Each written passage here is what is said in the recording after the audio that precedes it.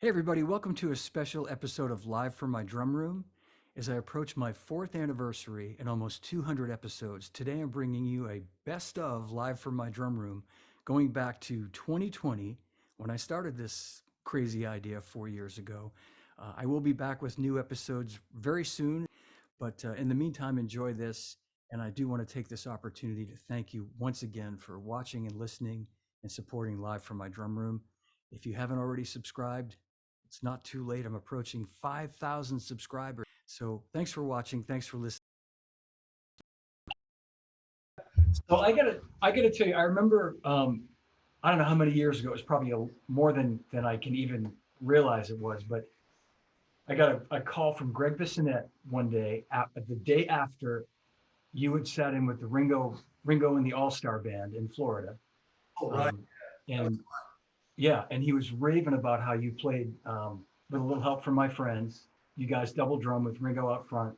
That was cool. Yeah, and I mean I just want to highlight that because I know Ringo was a huge influence in the Beatles. So to be up there playing with him had to be like otherworldly. And I'm playing on kid.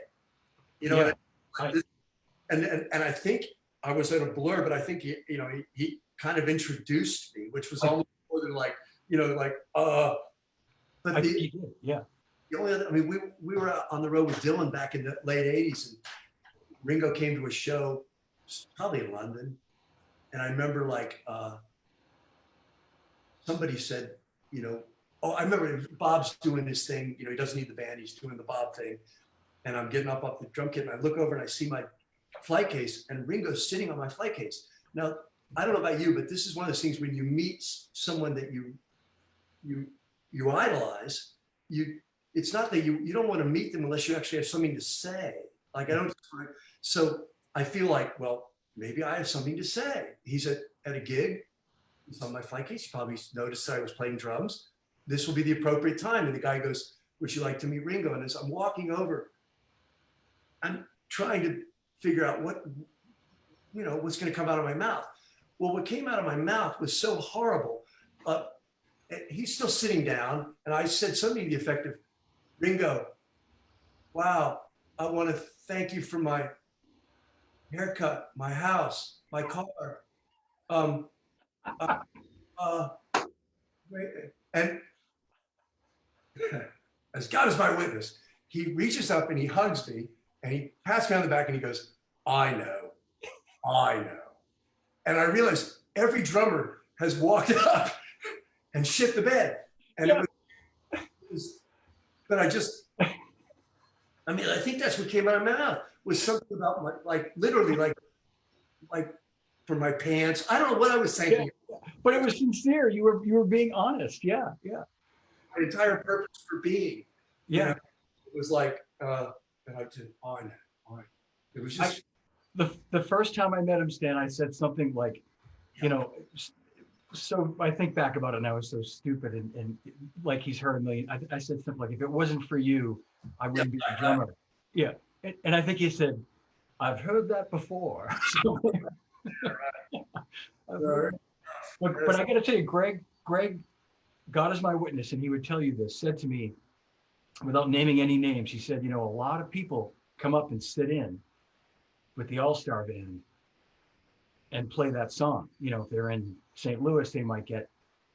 And he said, nobody played it like Stan. Nobody played the shuffly feel the right way. And I think even Ringo either commented to Greg or commented to you, I don't know, but noted it like, okay, Well, on this number. here's a sidebar. I shedded it, man. Like Greg sent me a video, and it's like, I'm not gonna lie to you. It's like, if you're gonna, because he said, you'll probably get called up if you come to the show, and I wasn't gonna take any chances. It was like, I want to know how you guys play this, and I shedded the fact that he didn't play crash cymbals after the big fill. Yeah, yep.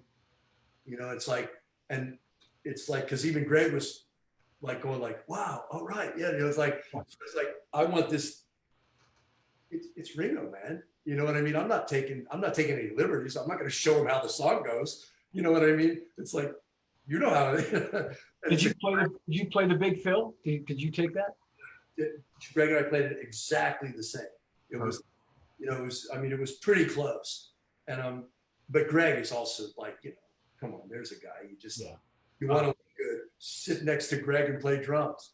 You know, it's like playing tennis with John McEnroe. You know, if John wants to make you look good, you get all baseline shots. You know, it's like if he wants to make you look like an idiot, that'll take about a second. You know. And then we got around to doing Crazy Love, and you know, we talked about Crazy Love, and I said, oh, this is just Van Morrison soul music. This is just, I mean, he's using his falsetto. Listen to this thing. We got to give this a treatment. So after we cut the track, and I used real tight brushes, and we brought the mics down and brought the mics in, and I said, this is going to be really soft. I told Elliot, bring them down. I'm going to play really soft. I'm not going to hit hard, but just grab that motion. Make sure you grab that motion.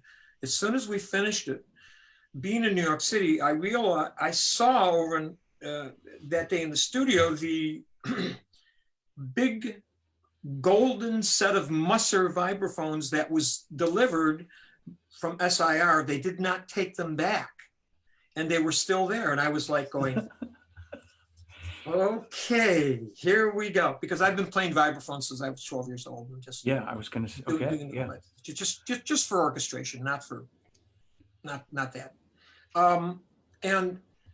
And I said, Van, can I put that on the, he said, oh, sure, go ahead. I'm going to read some bass. So I told Elliot, I said, Elliot, mic it real close, and I'm going to do a slow rotation. And I went to do that, and I realized, oh, there are no mallets.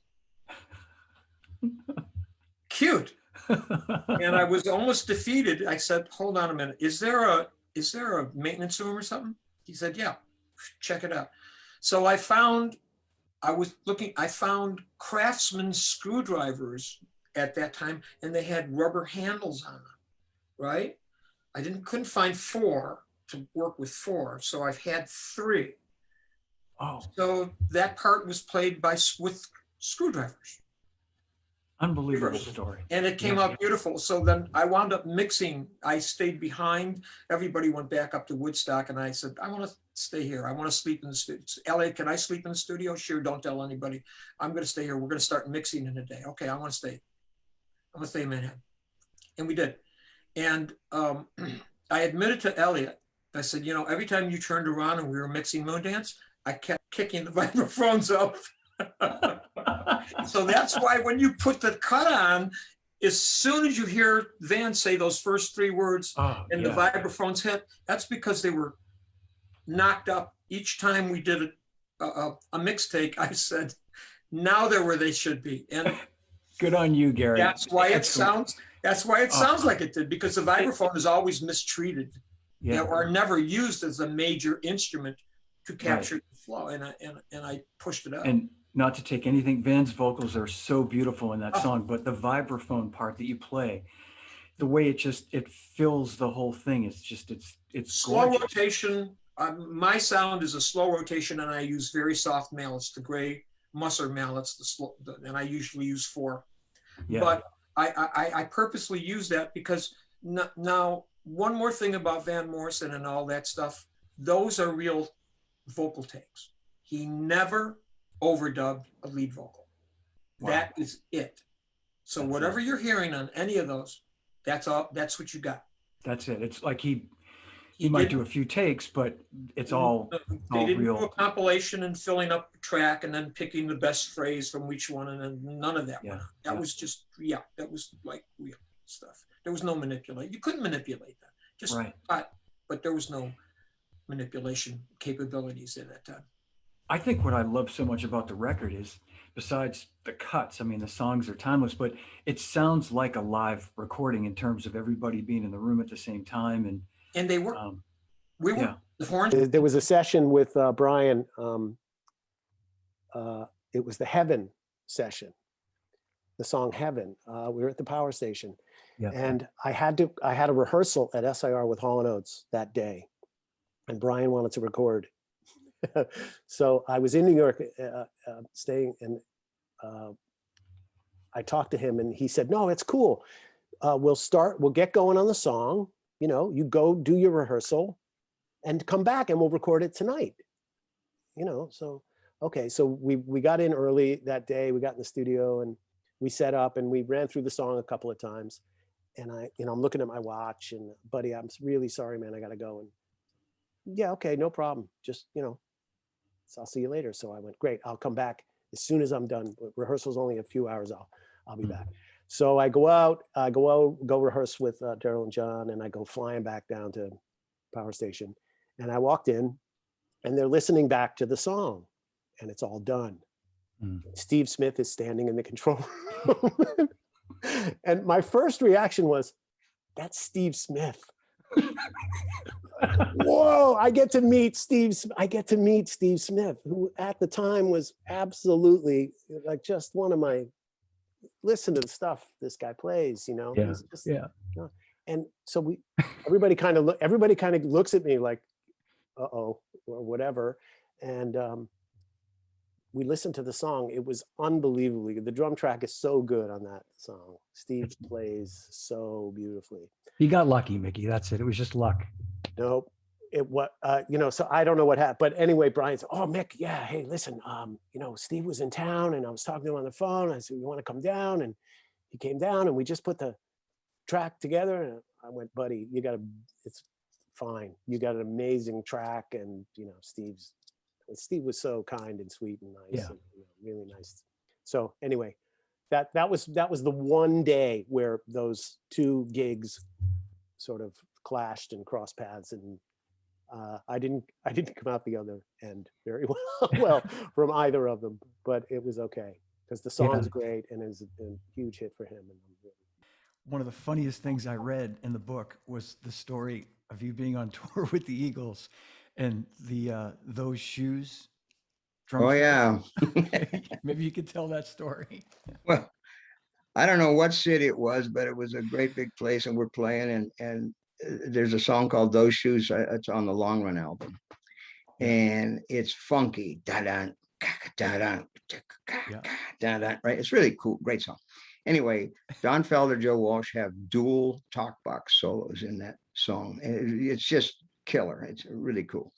And it gets crazy, and the solos are great, and it's jamming and all that, and I'm staying locked into the groove and all that. And at the end of the talk box solo, I was so inspired that I played a and the guys turned around and went, yeah, they didn't hear that before, right?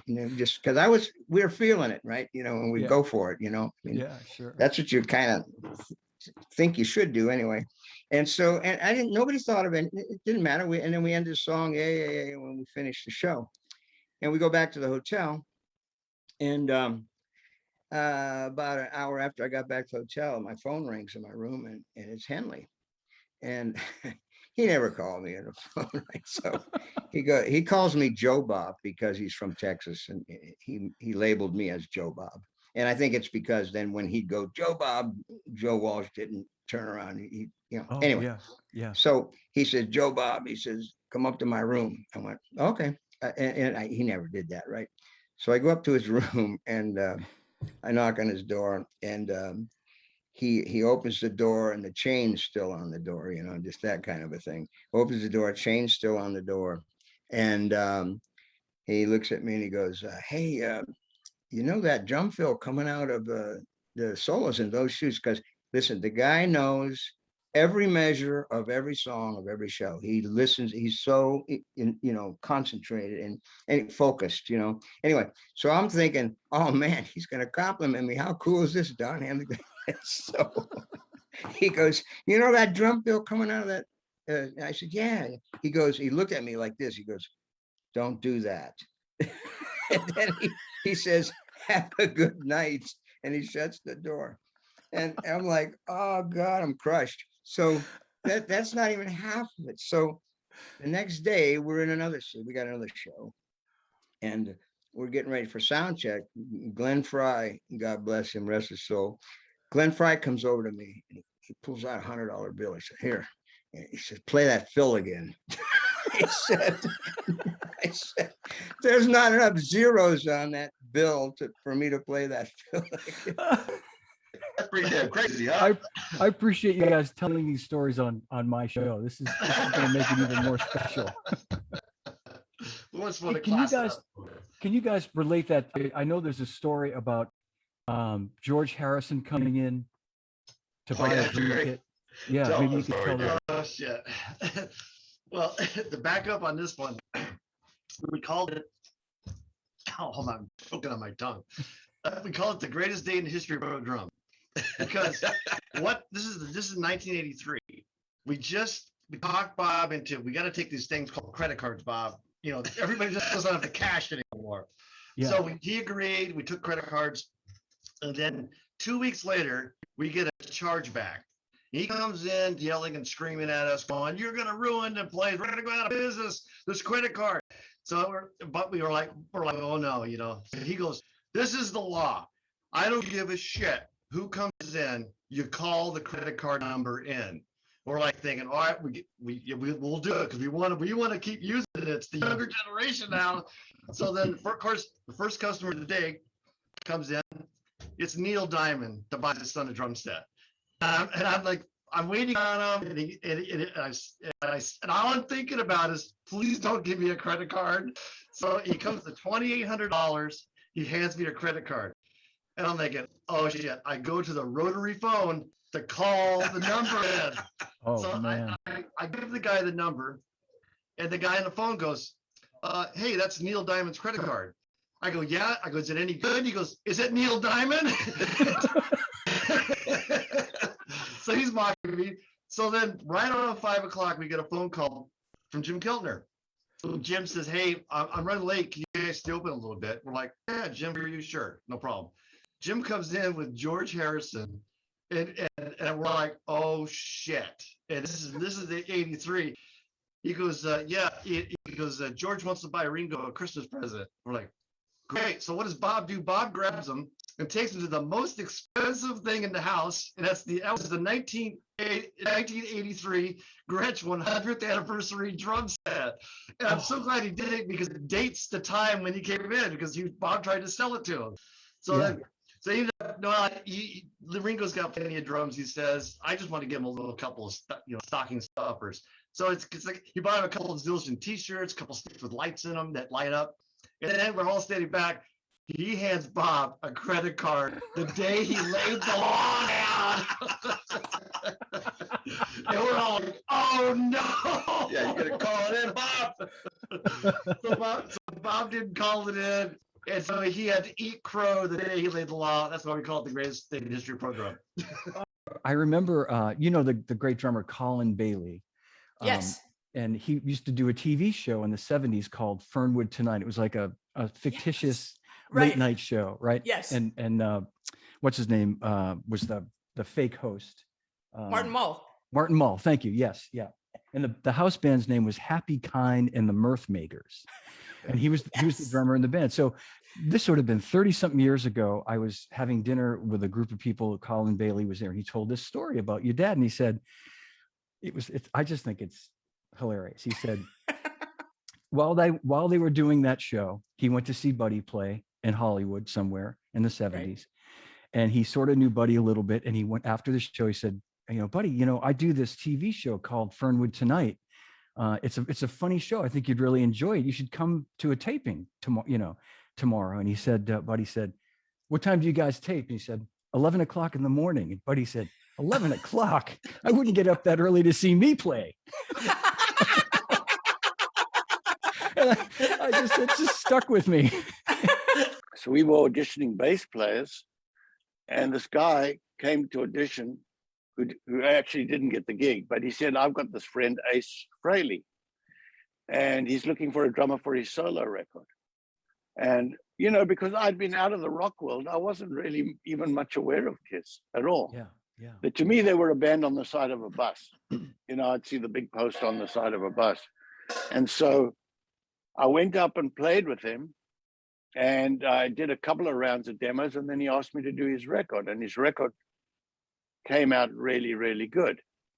A lot of stuff, I found happened, you do one thing and it leads to another. Like I auditioned for some other band because their drummer was going off to play with Dylan, And through that, a producer got me to Link Ray.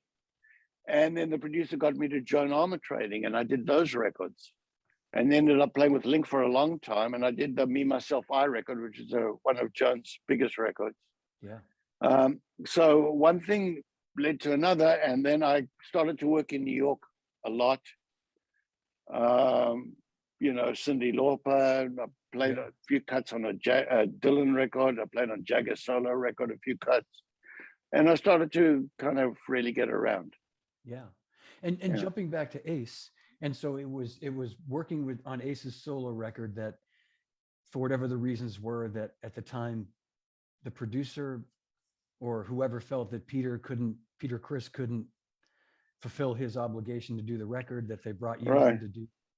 I think like I don't know. I don't know the exact story, but I think he broke his arm or something and he couldn't play, and they had to do it. And they got me into play. And then, you know, after I did Dynasty, and after Dynasty, I did Unmasked. And I think that's because they must have broken his other arm. But I'm not sure. But anyway, I got to do those two records. But the one thing that was nice about it was they didn't really, you know, I didn't know them as well. I knew Ace really well. I was good friends with Ace, you know, we've got to be really good friends from the solo record. And they never really, no one really told me what to play. They just let me interpret the music however I wanted to. So it wasn't like, you got to play it this way, this is how Kiss sounds and all that. They just let me just kind of play it. And it's funny, recently I went back, I haven't listened to those records since those days. But, you know, my son has got me into listening to a few cuts here and there again. You know, That's cool. Yeah. It's interesting. Yeah. And at the time you weren't credited, right? That was like, in those days, that was at the time, you know, those were the days when people could keep a secret. Apparently in these days, that's impossible. But there it was just like you know, we're going to play on the record. We're going to pay you really well, but you can't tell anybody. Shake hands. That was it. And I didn't. I never told anybody until I think a book came out, a Kiss book came out by Gene, I think, and it said that I played on Unmasked. And then they released a remastered version of Dynasty, and it credits me on drums. So then after that, I said, fine. They put it out there first, so it doesn't matter. Yeah. And now it's pretty much common knowledge, but it was always a very quiet thing. He was so non-competitive, and he just wanted to help other people. He just loved people, and he had a huge, huge heart. And really, I mean, like I said, you know, I mean, I can count people like that I've met on one hand, subtracting a few fingers, you know. Steve Gadd would be another one. Steve Gadd would be in that company. And really, I mean, it's like we'll talk about heart. And honestly, Steve, I have to tell you this. You know, you need to know this, man, because you know, you're of that ilk, and for that, you know, amongst hundreds of other things that I could say right now, I have the utmost respect, you know. So, but again, back to Jeff, you know, he would do things like that. Like one time, I remember I was playing at the Baked Potato, and he you know, he showed up, and there was like, the stage is this weird little kind of there's this kind of a wall that goes halfway. Like if you're the drummer and you're in the corner, there's this sort of thing that goes up to you, maybe waist high, and people are sitting there and they're sort of looking at you, and you know, it's like a partition or something, like I don't know. And he was sitting there, and so I was playing, and you know, and I'm playing, and for quite a while I had my eyes closed, so you know, I couldn't see what was going on, and I think sweat was getting in my eyes, and all of a sudden I felt something was wrong with the left foot because it was pressing the hi-hat pedal and nothing was happening. So I kind of opened my eyes and I looked to see what was going on, and I looked down because I was pressing the hi-hat and nothing was happening, and I just happened to look down, and Jeff must have somehow crawled, and I'm not sure where he did it. But yeah, he must have either crawled over the pass-through or went around the front of the stage, and I looked down and he was on the floor, on his back, looking up at me, fixing my hi-hat pedal. And seriously, and I looked down and he was on his back looking up at me. When I looked at him, he just busted out laughing, and I started laughing, and I think maybe I stopped playing for bars or something, and we were both just cracking up, and I'm like, what are you doing in the middle of a tune? And so that's what he was like. That was just one thing. And he would do the same thing, like Rick said, where, he'd call me up and say, I had a gig at the Potato, like now, can you make it? Or he would say, Gary, how are you? I haven't seen you in a million years. I see you. And it's Gary Grimm, and it's really good to see you. So many people here now. And he would do things like that, or he would say, I've got a session, I can't do it. I've already told him about you, recommended you. And, I would turn up at the session. It would be like Stan Getz or some major thing like that, and he just didn't care. He would put his reputation on the line, or, he would lend me his drums to use for sessions. And it just, we've heard these songs a million times. And I said this the other day, like all the rooftop concert, the Let It Be, I saw bits and pieces of the original Let It Be movie, and of course have owned the record for 50 years, and so heard those recordings a million times. But when you see them playing live, there's something, and you guys that have seen it, I mean, correct me if I'm wrong, there's this element of like unbelievable appreciation for each other. Yeah, and for them, I mean, when you see them performing these songs live, and how they get to that point, the fact that it's 3 weeks of kind of getting almost nowhere for 2 of those 3 weeks. One of the guys quits the band during that time. Yeah, It's very tedious. oh my God, that yeah. first part of that. It's this close to imploding, like on several occasions. And then they go out to the rooftop and they sit down and they play their asses off. I mean, they just, you know what I mean? It's like, it's the quintessential, like playing for the red light. That red light's on, and they're so pro, and they're all such great musicians and such a great unit. And it's almost like, I don't know, I can't explain it, but it's like they defaulted to all those years of playing together. That just came out. Especially Ringo. A contributing factor, I'm going to chip in here, John. I don't think it can be overestimated what all that time in Germany did for all of them. For sure. In terms of making them, yeah, it's that thing about where we're in an ideal situation that all of us are in varying degrees, where you transition from a bunch of good musicians playing together, and then in an ideal world, after a certain amount of time, the whole becomes greater than the sum of the parts. And I think they reached that absolutely in Germany. So by the time they, the overnight fame in England, they had all that. They were a unit. I'm sure you've all seen that great story that Paul talks about when the first time they played with Ringo, and they basically the 3 of them look at each other and go, "That's it. He's oh, he's the guy." Yeah. No, with all due respect to a certain Mr. Best, I mean, it just upped the ante.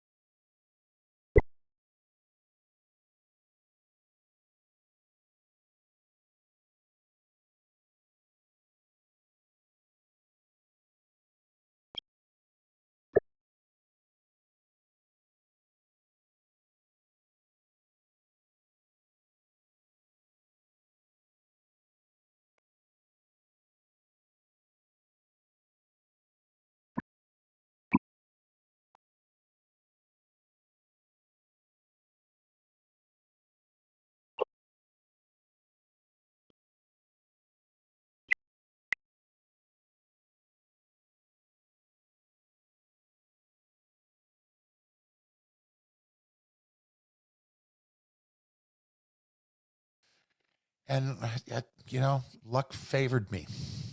And as far as the audition, did you have to submit something to get to that point where Frank No, would I let you just come in happened and- to be, I just happened to pick up the phone at this place I was crashing at because I got a phone number from Tom Fowler for the management. I called them up and they're like, go away, kid. And then, you know, one day I happened to be there and this is before answering machines. That's how old I am. Okay. So the phone rang and I just happened to be there and I picked it up. And they said, the real deadpan. Hello, is this so-and-so? You know, yeah. Mr. Zappa will hear you Tuesday night. Culver City Studios, 7 p.m. Click. Or it was like that. So I showed up and it was like a cattle call. I mean, literally a big movie studio. And there's like probably 3 lines, 100 deep, you know. And yeah, and that's what it was like. And you know, I walked up there and finally I got towards the end of front of the line and I was just like, here I go, sink or swim. And just, you know, you went through the laundry list with him and I got hired. So yeah. You're being way too humble because it's a classic legendary story. You had to play on Terry's kit, right? His Rototom kit? Yeah. That's double bass Gretsch kit, black kit. And I had never played double bass before. So I was like, whoa, you know, and you know, and I did, but it was great. I was like, oh, Gretsch drums. Yeah. You know, so they're Gretsch. Yeah. You know, so yeah. And then the laundry list happened, you know, and it's like, and yeah. So it was, it was really very, very grueling and, you know, meticulous audition, you know, where it was all these categorical things he wanted him to make sure that they could be fulfilled, and whether or not he was looking for all of them or a high percentage of them to be filled, I don't know, but I must have ticked all the boxes. So, you know, that's lucky me. So, you know, I think you did, Vinny. I think you did. There's yeah. And knowing who your dad was, I mean, you had to know early on, like the impact that he had. He was so larger than life. Like, was it like, I don't know. I mean, again, people do ask me that question a lot. And it wasn't probably until I was a little older, you know, when I was a little kid, I mean, that's your life. You know, Jerry Lewis coming over and, you know, having all these celebrities coming to the house, it was just normal life to me. But then I think once I got in like junior high and high school, people made it different for me because people reacted differently. So, you know, he was on TV all the time and he was doing, you know, he was touring all the time. So that's when I kind of went, oh, okay. So my life is probably a little different than most people. You know, when friends would come over, he would have played all night. So he didn't get home until 4 a.m. So he was still sleeping when I got home from school. So if friends were coming over, you'd be like, and they're like, your dad's sleeping? It's 3 o'clock. You know? Well, yeah, he worked until 4 a.m. Right? Yeah, and then So, it's like, in that CJ, regard, my dad's a drummer, and then the kids would go, "What does he think he's Buddy Rich?" No, he is Buddy Rich.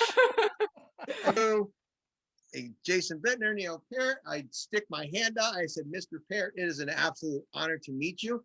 And he grabbed my hand with both hands and he said, I hear we have a mutual friend in Nick Raskalenis. And that's all he had to say. That's all he had to say.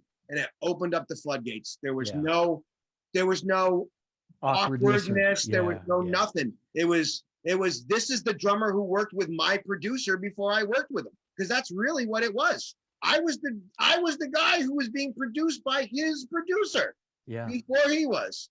That's so cool. You know, so we talked about Nick and working with Nick, and we were both laughing at Booge, which is, I experienced Booge before he even called him Booge.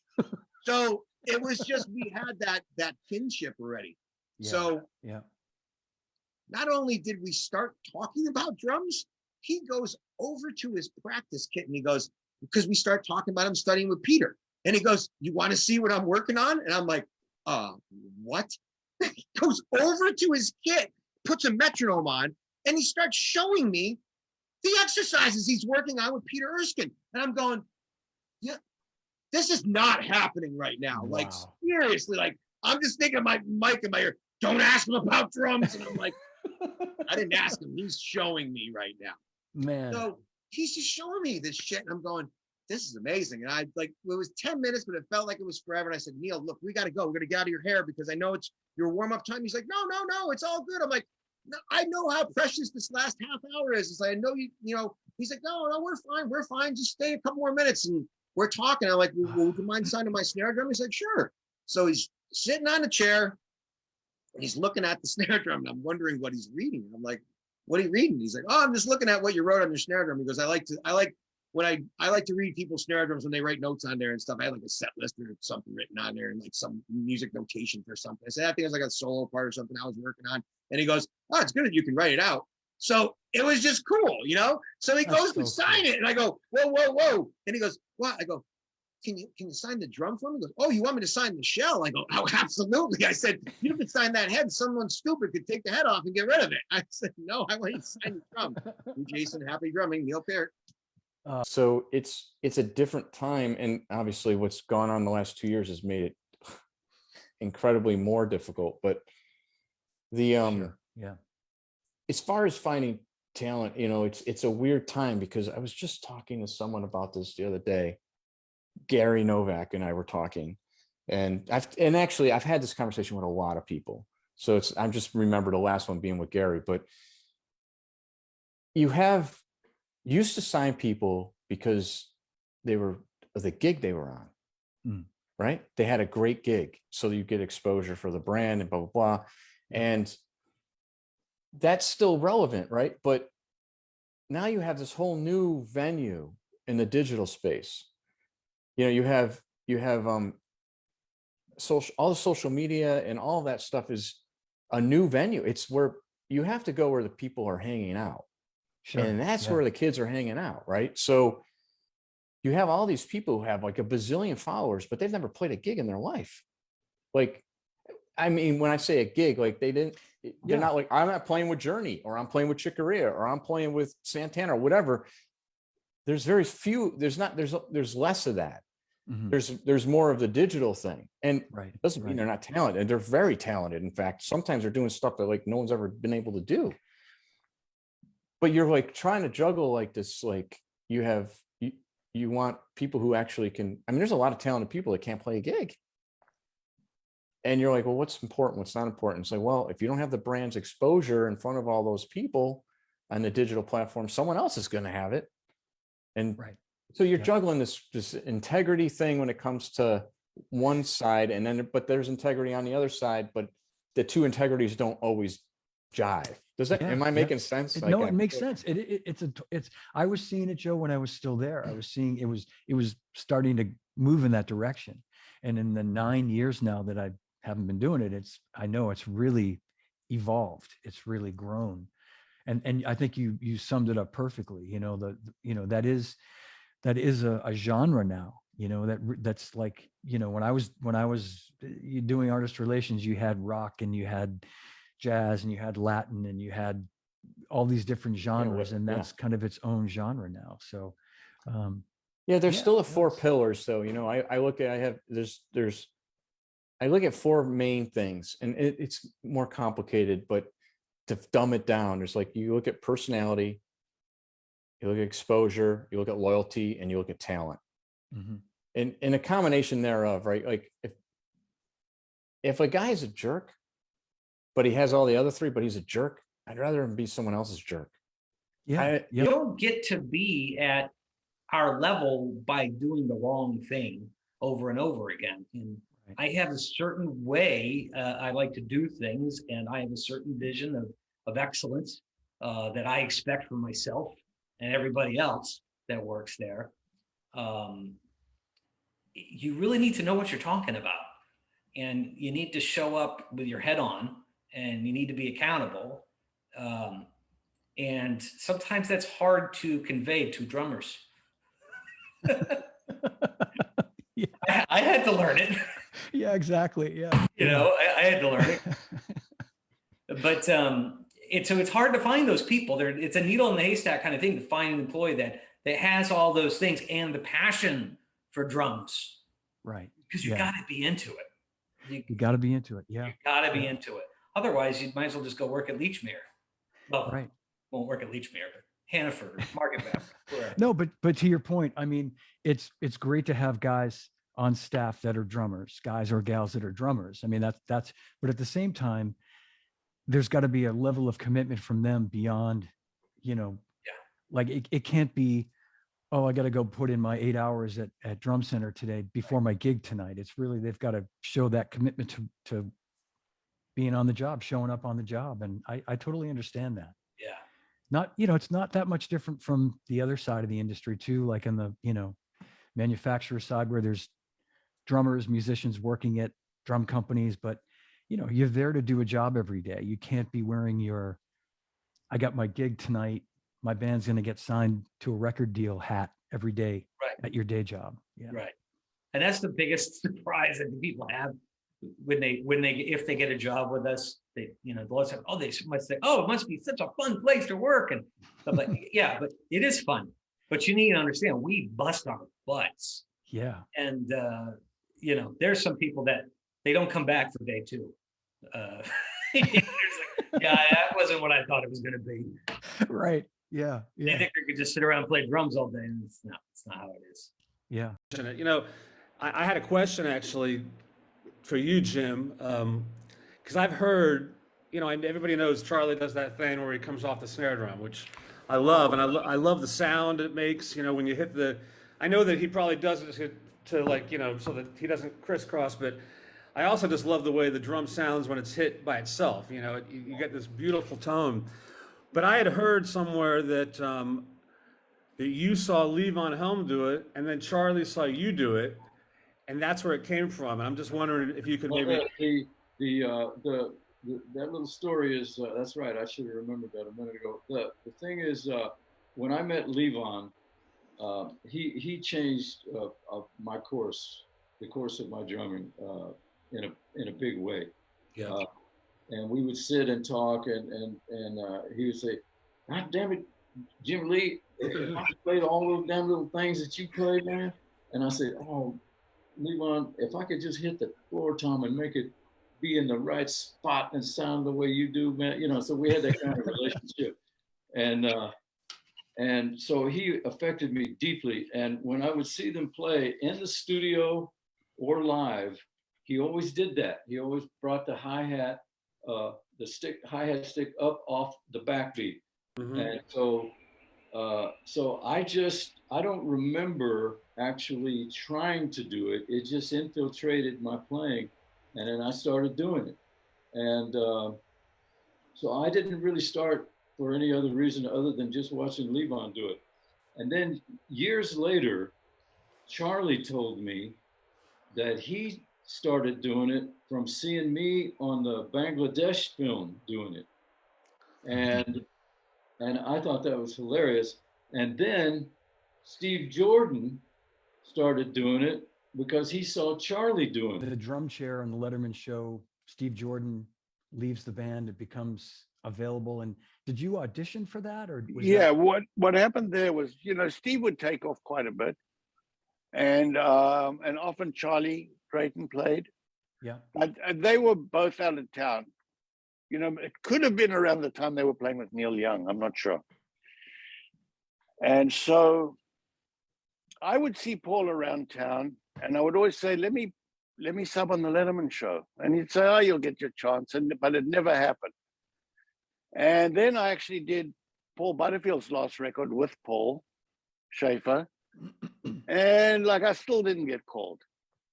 And I'd done Joan Armatrading's record with Paul, and nothing happened. Anyway, one night I was playing with Robert Gordon and Chris Spedding, and they came down. And I knew they were checking me out. And so Paul asked me he said, Steve's going to be away for a week. Can you do a week on the show? I said, sure. So come down and rehearse. I did the rehearsal. He said, actually, he's going to be away for 2 weeks. Can you do 2 weeks? I said, absolutely. So I did the 2 weeks. Steve came back. Then one day, Steve just showed up really late, and they called me, and I ran right on stage and played the show till Steve came, and then he took over. And then a week or two later, A week or two later, Paul calls me up and said, Steve is leaving the show, and the show's yours if you want it. And so I said, well, I have to think about it. I know I didn't.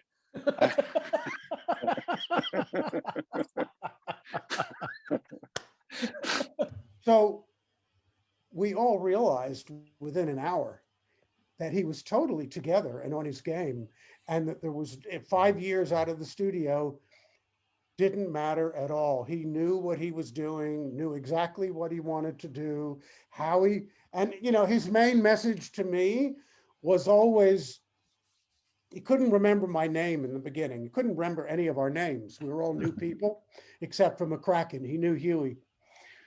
But he'd say, drummer. He said, look, I will remember your name soon, man. So forgive me for calling you drummer. And then Jack Douglas would go, oh, it's Andy. It's Andy. Okay, Andy, sorry, man. Listen, I will get your name eventually. Listen, Andy, when in doubt, play like Ringo. Yeah. That's all he had to say. When in doubt, play like Ringo. He's my favorite drummer. And that gave me all the guidance I needed. It was like, okay, now you know what not to do. Because Ringo is a completely emotional player. It's all emotion and groove and minimal fill. It's just beautiful accompaniment and support of the song with no decorations and no little drummy, little frilly, little musician, chopsy, little bullshit things. None of that, those, whatever you call all that stuff, the decorations that have nothing to do with real heartfelt groove. Once he said play like Ringo, I knew to stay away from anything drummy.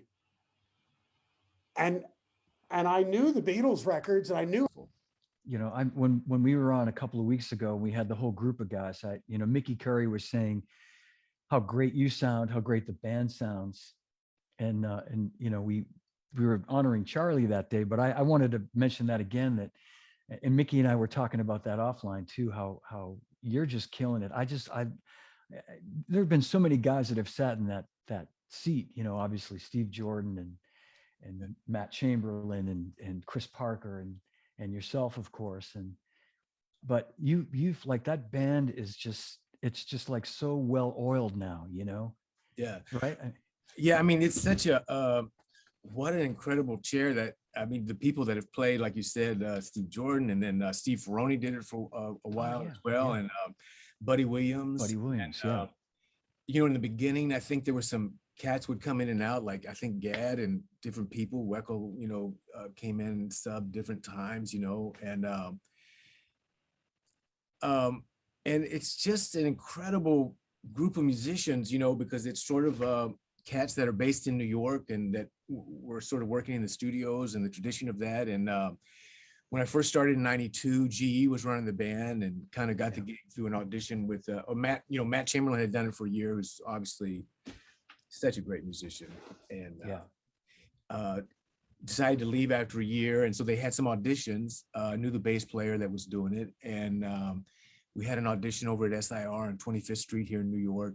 And man, it was a wild audition. It was sort of just show up, and G started playing, and then Paul, the bass player, Paul Solo, was there. It was just the three of us, and G just started playing, and you just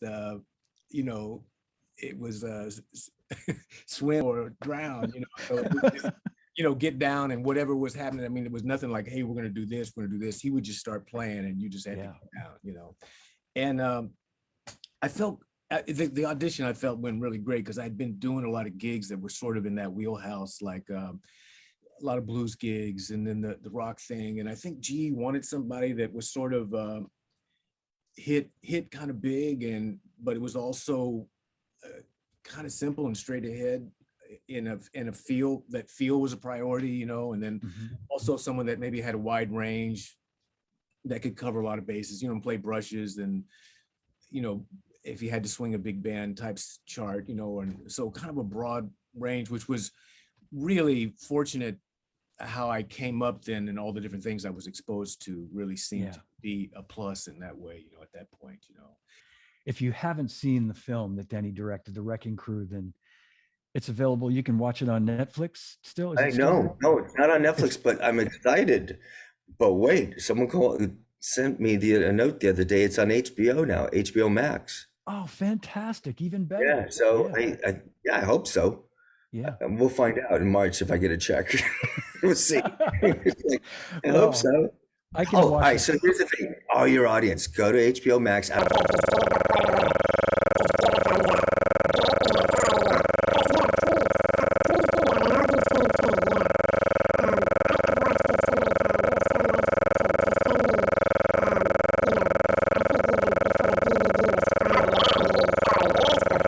Finished it. Yeah, and but I can watch it over and over, and I can hear the stories over and over because they're so great. And I know I'll mess these up, but there are a couple that your dad tells. There's one in particular, and please cut me off tell me. and correct it if I don't. But it has to do with the Wrecking Crew going in to do this really legit into a soundstage, maybe at Universal, and doing they were doing a movie, and they were doing the score for a movie, and there was a composer who put music in front of them and said, all right, now this is okay, all right, that's the Disney story. Disney, okay. So that was right, because Hal tells that story. Hal said it was right, because at the time in the late 60s, there was still still that, oh, you guys do records. Yeah. There was that. Well, the guy at Disney needed some rock and roll for this movie. It was, I can't remember. It was whatever the movie was. So what they did is they got rid of all the rest of the legit players, the strings and all that. And they brought in Hal and Dad and whoever it was, the combo. And he goes, all right, guys, I'm going to lay down the music. We're going to take, the click track, and we're going to slow it down so you guys can learn it. And he goes, and then they counted it out, and they just went boom, boom, boom, boom, boom, boom, boom, boom, and finished it. And that was it. And then the guy was like blown away by, how'd you guys do that? And my father says, oh, we practice a lot during the day. So my father had no shame. I mean, he, We're hanging, Connecticut. That's Johnny D, Danny Seraphine, Steve Smith. It's only the beginning. Danny? Steve, don't stop believing, I okay? won't. Just don't Johnny, stop believing. I'm feeling stronger every day, and the wheel in the sky keeps on turning.